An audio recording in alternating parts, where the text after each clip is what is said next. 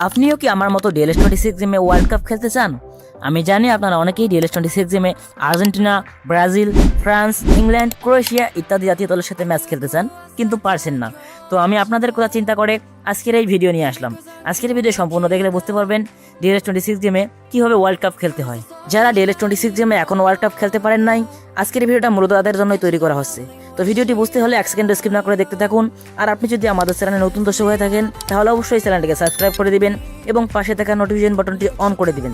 তো চলুন তাহলে কথা না বাড়িয়ে মূল ভিডিওতে যাওয়া যাক। তো আমরা যেটাকে ওয়ার্ল্ড কাপ বলে থাকি সেটা মূলত DLS গেমের ভাষায় ইন্টারন্যাশনাল কাপ হিসেবে পরিচিত। এখানে দেখতে পাচ্ছেন ইন্টারন্যাশনাল কাপ লেখা রয়েছে।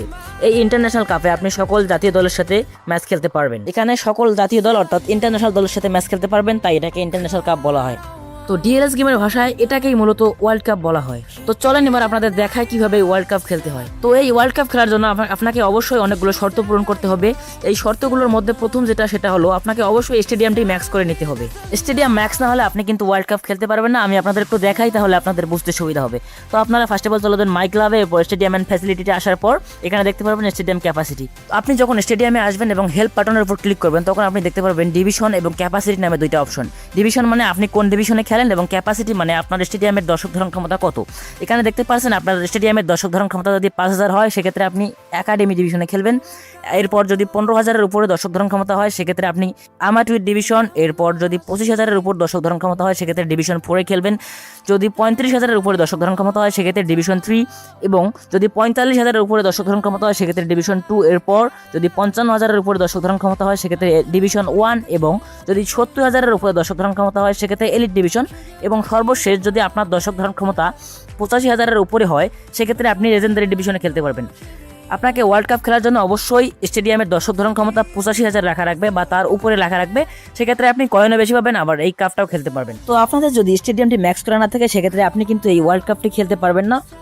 অর্থাৎ আপনাকে বিশ্বকাপ খেলার জন্য অবশ্যই স্টেডিয়ামটি ম্যাক্স করে নিতে হবে, তারপর বাকি কাজ করতে হবে। এখন কথা হলো আপনাদের অনেকেরই তো স্টেডিয়াম ম্যাক্স করা আছে, অর্থাৎ স্টেডিয়ামের দর্শক ধারণ ক্ষমতা 85000-এর উপরে আছে, কিন্তু তারপরে আপনারা খেলতে পারছেন না। তো সম্পূর্ণ ভিডিও দেখেন তাহলে বুঝতে পারবেন।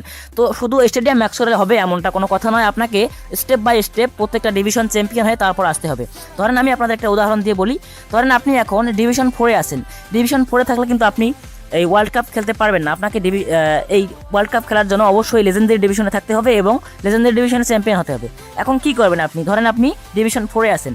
ডিভিশন 4-এ আপনার স্টেডিয়াম কিন্তু ম্যাক্স করা আছে, কিন্তু আপনি ডিভিশন 4-এ আছেন। এখন আপনাকে যেটা করতে হবে, ডিভিশন 4-এ চ্যাম্পিয়ন হতে হবে, তারপর ডিভিশন 3-তে আসবেন।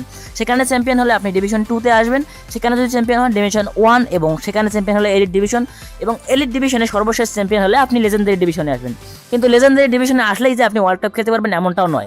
লেজেন্ডারি ডিভিশনে আসার পর আপনি এখানে অনেকগুলো অপশন দেখতে পারবেন। এখানে দেখতে পাচ্ছেন গ্লোবাল চ্যালেঞ্জ কাপ এবং ডায়মন্ড কাপ নামে দুইটা অপশন রয়েছে।